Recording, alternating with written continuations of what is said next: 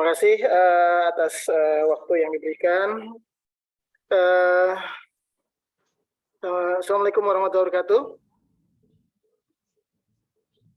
Waalaikumsalam warahmatullahi wabarakatuh. Izin share screen ya. Ini kelihatan enggak ya?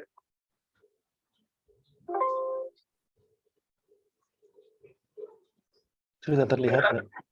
Kelihatan ya? Kelihatan tapi besar sekali. Oke. Sebelumnya saya Muhammad Tolodarisono dari Pandwasat Jakarta. Semoga hari ini kita semua sehat selalu dan kita bisa merefleksikan hasil pembuatan rencana evaluasi yang coba akan saya paparkan hari ini.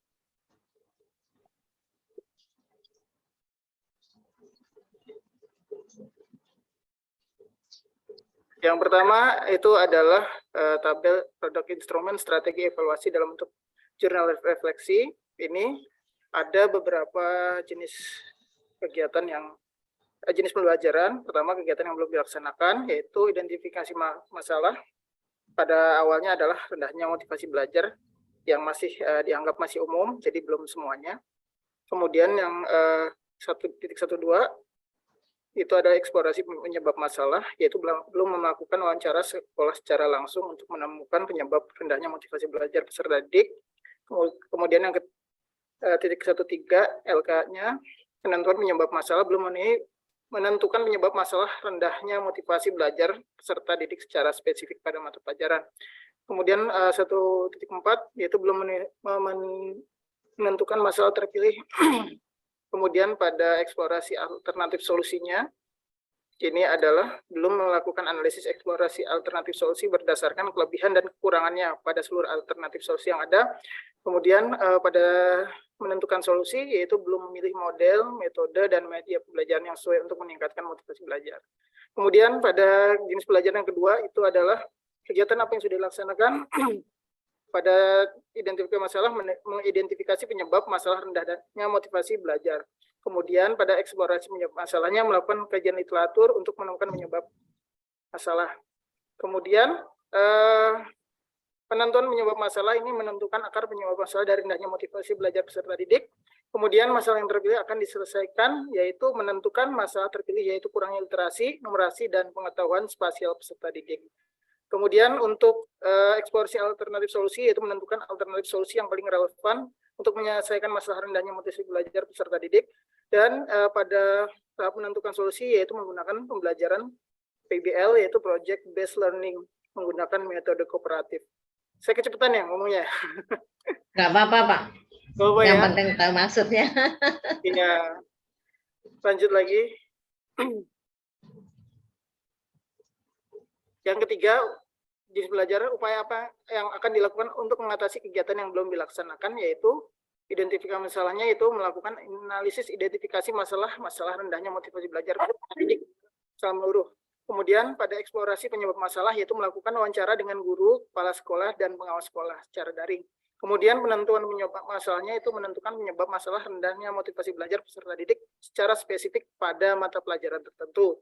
Kemudian pada masalah terpilih yang akan diselesaikan, yaitu menentukan masalah terpilih, yaitu rendahnya motivasi belajar peserta didik dan akar penyebab masalah, yaitu metode yang belum inovatif. Kemudian eksplorasi alternatif solusi, yaitu melakukan analisis eksplorasi alternatif solusi berdasarkan kelebihan dan kekurangan pada seluruh alternatif solusi yang ada.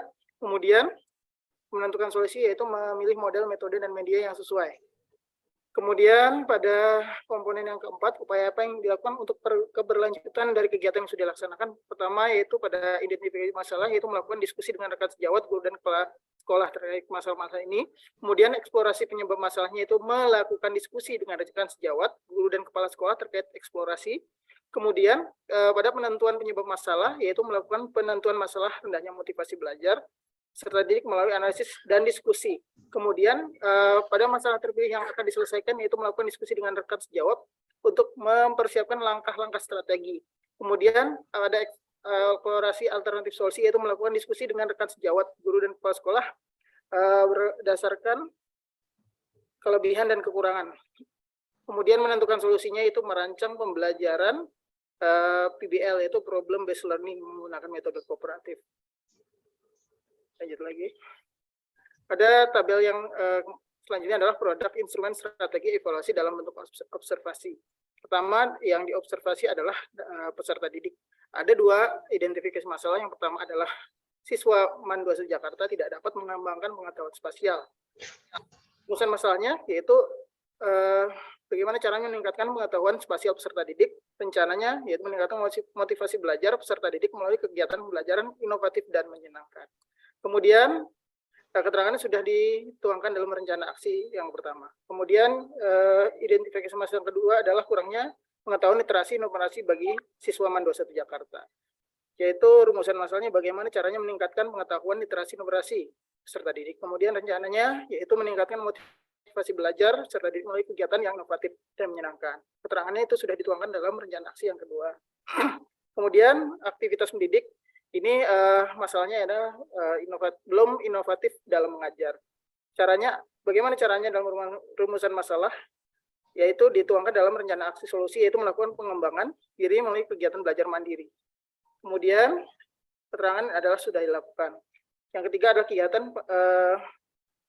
pembelajaran. Kegiatan pembelajaran masih monoton. Bagaimana caranya melaksanakan kegiatan pelajaran yang menarik dan interaktif dalam rumusan masalah. Kemudian rencana aksi solusinya adalah melalui perencanaan dan pelaksanaan kegiatan pembelajaran yang terstruktur dengan baik dan benar. Kemudian keterangannya itu sudah menyusun perencanaan pembelajaran dengan baik dan benar. Pada tabel ketiga, ini adalah produk instrumen strategi evaluasi. Yang di sini yang menilai adalah bisa kepala sekolah ataupun rekan sejawat ataupun para pakar. Di sini ada beberapa dimensi. Pertama ada pendidikan formal, pengalaman kerja, pengetahuan teknis, keterampilan teknis, motivasi, kemudian ada kerjasama, etika, sopan santun, dan kemudian yang ke-8 kemampuan berkomunikasi. Nah, ini ada uraiannya, ya beberapa uraian yang bisa dijabarkan dalam tabel 3 di sini. Dengan hasil uraian itu bisa dibuat penskoran yaitu 1, 2, 3, dan 4. Dengan semakin tinggi penskorannya maka semakin baik. Seperti itu. Lanjut lagi ya. Tabel keempat, ini produk instrumen strategi evaluasi dalam bentuk penilaian hasil survei kepada guru atau kepala sekolah. Di sini yang jadi survei, objek survei adalah gurunya itu sendiri, ya, saya.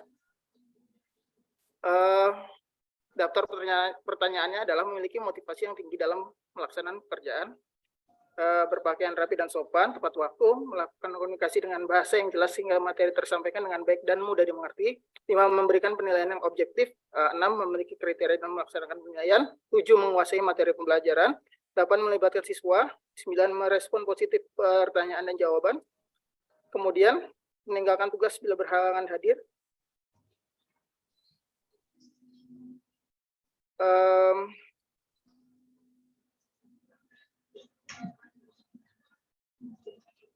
disiplin dalam pembelajaran, memberikan umpan balik kepada tugas yang ujian yang diberikan, memiliki kecakapan dalam komunikasi, menerapkan peraturan di kelas, dan berjiwa sosial tinggi. Lanjut lagi.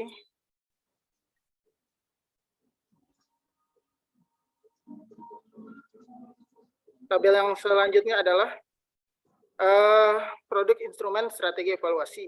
Nah, ini adalah dalam bentuk penilaian artefak hasil belajar siswa. Ini yang terakhir gambarannya. Yang pertama ada kegiatan pembukaan, jawab salam dan berdoa.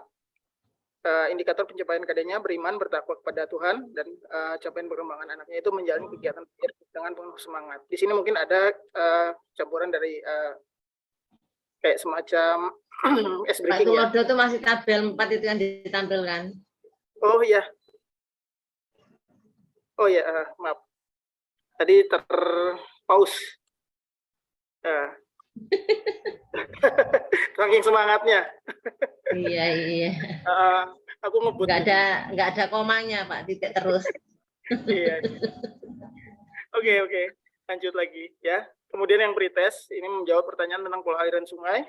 Itu dengan pencapaiannya indikatornya itu bernalar kritis. Kemudian kegiatan intinya di sini ada semua sintak yang dilaksanakan. Orientasi siswa pada masalah ini ada berapa? yang diawali dengan komunikasi, yaitu guru menyampaikan permasalahan, dan kemudian siswa mencermati video tentang jenis sungai yang ditayangkan pada layar, kemudian siswa memberikan tanggapan terkait video yang telah dilihat. Kemudian pada sintak yang kedua adalah mengorganisasikan siswa untuk belajar. Di sini guru membentuk kelompok siswa, ya setiap kelompok 4 orang. Siswa diminta untuk membuat mind map. Jadi di sini produknya adalah sebuah mind map.